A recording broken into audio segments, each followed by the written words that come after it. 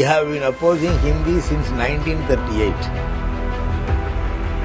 In 1968 when we were in power. Delhi में हिंदी में बात करनी पड़ेगी। नहीं, दिल्ली में कहीं भी हो, आप बैंगलोर चले जाओ, हैदराबाद चले जाओ, हम हिंदी में ही बात करेंगे। हिंदी के मजा ही कुछ और है। कोई भाषा सीखने के लिए कोई ज़बरदस्ती करने का ज़रूरी नहीं। कॉलेज में आपको ऑप्शनल लैंग्वेज फ्रेंच भी था, जर्मन था, संस्कृत था।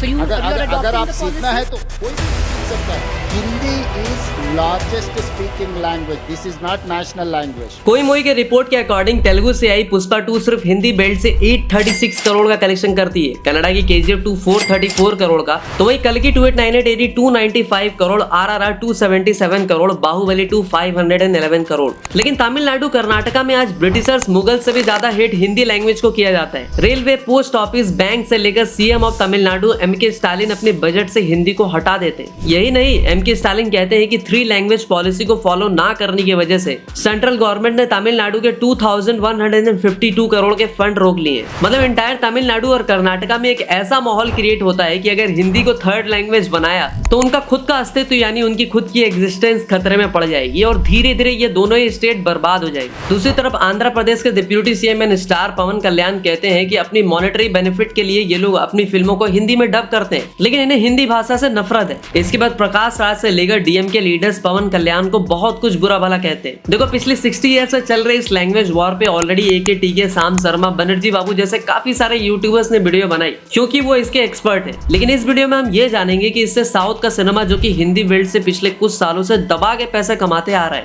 उसके ऊपर क्या इम्पैक्ट पड़ेगा और क्या साउथ सिनेमा फिर से साउथ तक ही सीमित रह जाएगी और उनके स्टार्स को हिंदी ऑडियंस से जो इतना रिस्पेक्ट और प्यार मिलता है, क्या वो CM रहेगा या फिर जनता साउथ स्टार्स पे पुनर्मुस्का भवा वाला मंत्र पढ़ने वाली है। तो वीडियो को जल्दी से करते हैं स्टार्ट क्योंकि आज की वीडियो होने वाली है बहुत ही खास। टाइम्स स्कूल ऑफ मीडिया के assistant professor doctor Meera Shirodkar और assistant professor doctor Pritha Chakraborty के एक रिपोर्ट के अकॉर्डिंग 2024 में टॉप 10 ग्रॉसिंग फिल्मों में से 6 फिल्में रीजनल सिनेमा से आई, यानी तेलुगु, तमिल, मलयालम, कन्नड़ा से आई, जो कि इंडियन सिनेमा के हिस्ट्री में पहली बार हुआ। तो सिनेमा पे होने वाले इम्पैक्ट से पहले हमें यह समझना पड़ेगा कि हिंदी और हिंदी स्पीकिंग ऑडियंस से साउथ वाले इतना हिट क्यों करते हैं, तभी आप ये भी समझ पाओगे कि इससे साउथ सिनेमा पे क्या इम्पैक्ट पड़ेगा। सो इसीलिए इस वीडियो को अभी हमने 2 पार्ट्स में सेग्रीगेट किया है। First, why south extremely hate Hindi and Hindi audience, and second, impact on cinema.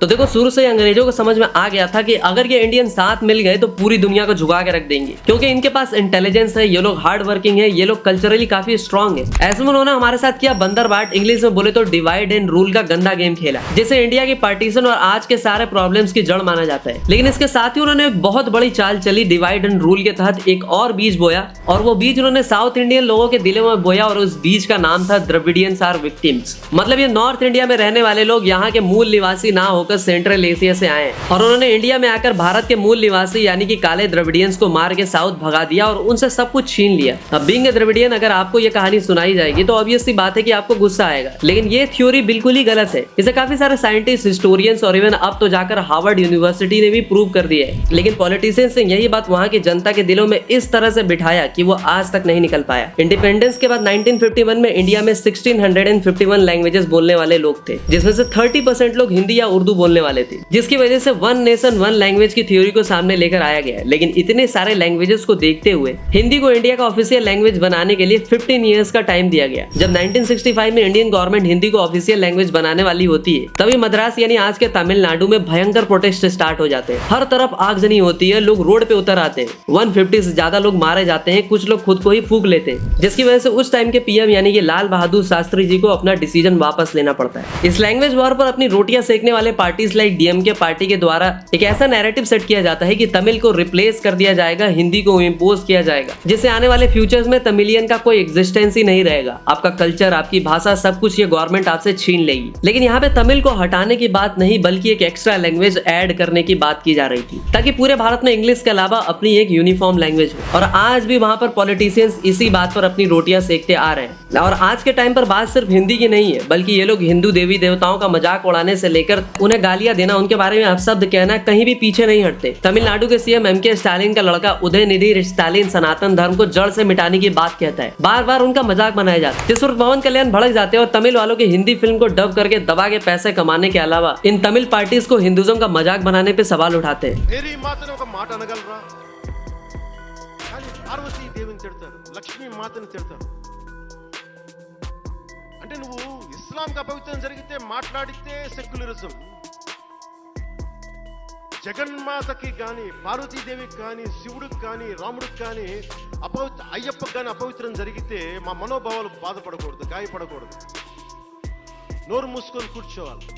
जिसके बाद से ये मुद्दा नेशनल मुद्दा बन जाता है, जिस पर तमिलनाडु सीएम एमके स्टालिन कहते हैं कि गवर्नमेंट ने उनकी 2152 करोड़ की समग्र शिक्षा फंड रोक रखी है। तो दूसरी तरफ वो कहते हैं कि गवर्नमेंट अगर उन्हें 10,000 करोड़ भी दे देना तो वो हिंदी को as a third language accept नहीं करने वाले। Reel and real life villain Prakash Raj कहते हैं कि हमें दूसरी भाषा से नफरत नहीं, अपनी भाषा को बचाना है। लेकिन ये जो पॉलिटिशियंस हिंदी को इतना अपोज करते हैं, इससे इतनी नफरत करते हैं, यही लोग यूपी बिहार से आने वाले सस्ते मजदूर से अपना सारा काम कराते हैं। और हिपोक्रेसी की सीमा तो तब हो जाती है जब यही तमिल पॉलिटिशियंस के प्राइवेट स्कूल से कोई फर्क नहीं पड़ता। अगर वो तमिल को अपने सिलेबस से हटा भी दे तब भी इनके कान पे जू नहीं रेंगता। And same goes with Urdu schools as well. और मजे की बात यह है कि ये आधे से ज्यादा private schools in these states are being run by politicians only. देखो, भाषा एक ऐसी चीज है जो लोगों को एक दूसरे से जोड़ती है। चाइना में टोटल 302 एक्टिव लैंग्वेजेस है, लेकिन वहाँ के ऑफिशियल लैंग्वेज एक है और वो है Mandarin. And same goes with other developed nations too. इसी पर अपने एजुकेशन मिनिस्टर ऑफ इंडिया यानी कि धर्मेंद्र प्रधान कहते हैं कि एनईपी यानी कि नेशनल एजुकेशन पॉलिसी 2020 में हिंदी को थोपने की बात कहीं पे कही ही नहीं गई है। नेशनल एजुकेशन पॉलिसी 2020 में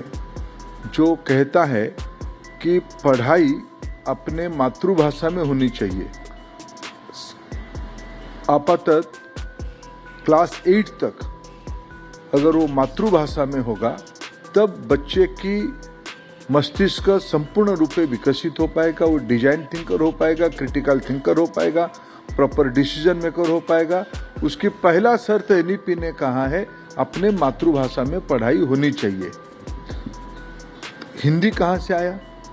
उन्होंने एक लाइन कहीं दिखा दे राष्ट्रीय शिक्षा नीति 2020 में कोई पर्टिकुलर लैंग्वेज को किसी के ऊपर लादने का, थोपने का कहीं निर्देश है या कहीं प्रयास है। हाँ, तो अब तक आपको ये पूरा लफड़ा समझ में आ गया होगा। तो अब बात करते हैं इसके इम्पैक्ट ऑन साउथ सिनेमा पर। तो देखो, हमारी how Tamil industry is not able to give 1000 crore वाली वीडियो हो जिस पर 4 लाख व्यूज है, या फिर Telugu industry is bigger than Bollywood जिस पर कि 8 लाख व्यूज है। दोनों ही वीडियो में एक बात कॉमन थी कि अगर तेलुगु इंडस्ट्री आज बॉलीवुड को बीट कर दे रही है और तमिल ऐसा नहीं कर पा रही है तो उसके लिए भी रिस्पॉन्सिबल है हिंदी ऑडियंस। आप खुद ही देख लो ना, 2024 की सबसे बड़ी फिल्म पुष्पा 2 के प्रमोशन के लिए अल्लू अर्जुन हैदराबाद नहीं बल्कि सीधा बिहार के पटना आते हैं। पुष्पा कभी झुकेगा नहीं, लेकिन आज पहली बार आपका प्यार के लिए झुकेगा। और वर्ल्ड वाइड वो फिल्म जहां 1750 करोड़ का कलेक्शन करती है तो सिर्फ हिंदी वेल्ड से 800 करोड़ प्लस का कलेक्शन। वहीं थलापति जो एसआरके के बाद इंडिया के सेकंड हाईएस्ट पेड एक्टर थे, वो अपनी फिल्म लियो को हिंदी में रिलीज ही नहीं करना चाहते थे। And same goes with GOAT as well. Even Thalapathy की बीस्ट के इंट्रो सीन में हिंदी को जबरदस्ती इंपोज करने वाले स्टेटमेंट के बाद उन्हें काफी बैकलैश भी झेलना पड़ता है। और आज हालत ऐसी है कि पॉलिटिक्स के गंदे नाले में कूदने के बाद उन्हें हिंदू मुस्लिम मिलकर गाली दे रहे हैं। मुस्लिम से उन पर केस तक ठोक दे रहे हैं क्योंकि उन्होंने रमजान और रोजे का मजाक उड़ाया और इफ्तार में गुंडे मवाली दारू पीने वाले ड्रंकर्ड को बुलाया। वही हिंदू उन पे इसलिए भड़क जाते हैं क्योंकि सबसे ज्यादा हिंदू कैरेक्टर्स प्ले करने वाले विजय को हिंदू और हिंदू त्योहार याद ही नहीं आते, लेकिन उन्हें बाकी सब कुछ याद आ जाता है। इवन जहां हम 14 जनवरी को संक्रांति मनाते हैं तो वहीं साउथ में इस डेट पे पोंगल मनाया जाता है। पोंगल जिसे शायद तमिल न्यू ईयर भी माना जाता है, जिस डेट पर सारे तमिल स्टार लोग अपनी फिल्म लाने के लिए मारपीट तक कर लेते हैं, थलापति उसे भी मिस कर जाते हैं। और आपको याद ही होगा कि पहले भी मक्खी वाले किच्चा सुदीप जो कन्नड़ा सुपरस्टार हैं, वो अजय देवगन से हिंदी को लेके भिड़ गए थे। देखो, अगर आप नोटिस करोगे तो नॉर्थ इंडिया में सारे लोग हिंदी थोड़ी ना बोलते, कोई बंगाली बोलता है, कोई मराठी, कोई हरियाणवी, कोई गुजराती, तो कोई गढ़वाली और कुमाऊनी, या फिर कोई आसामी, या फिर मैथिली, अवधी या भोजपुरी। सबकी भाषा एक दूसरे से बिल्कुल ही अलग है और हिंदी तो किसी की भाषा है ही नहीं। इसलिए यहाँ पे गवर्नमेंट चाह रही है कि एटलीस्ट पैन इंडिया की एक कॉमन लैंग्वेज हो जिससे आसानी से सारे लोग कम्युनिकेट कर सके। रवि किशन भी इसके बारे में कहते हैं कि कुंभ में सारे साउथ इंडियंस को कितनी ज्यादा लैंग्वेज प्रॉब्लम का सामना करना पड़ रहा था। मैं एज एन एक्टर हूँ, मैंने हर भाषा में काम किया। मुझे तमिल, हिंदी, मराठी, बंगला, तेलुगु, कन्नड़ा सारी फिल्में मैंने की है। मुझे आसानी होती है, मेरे फैन फॉलोइंग ज्यादा है।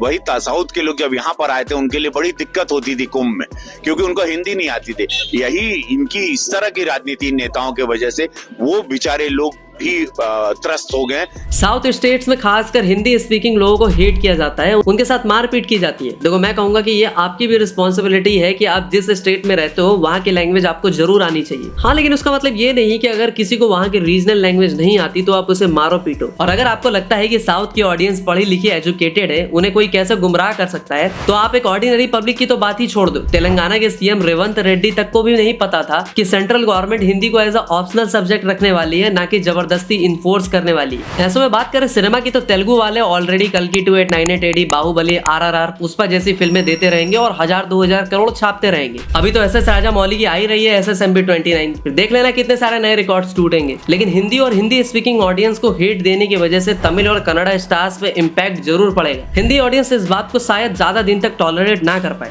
जिसका रिसेंट एग्जांपल है वो डोसा इडली चटनी सांबर सांबर वाला सॉन्ग, जिस पर आज हर कोई रील बनाकर साउथ इंडियंस को ट्रोल करने की कोशिश कर रहा है। इससे होगा ये कि इंडिया को फिर से बांटने की साजिश रचने वाले पॉलिटिशियंस को और भी ज्यादा फायदा होगा और ये आने वाले टाइम में इंडिया में एक बहुत बड़ी प्रॉब्लम बन जाएगी। वैसे आप इस मुद्दे पे क्या सोचते हो कमेंट में बताओ। तो मिलते हैं अगली वीडियो में, तब तक के लिए हर हर महादेव।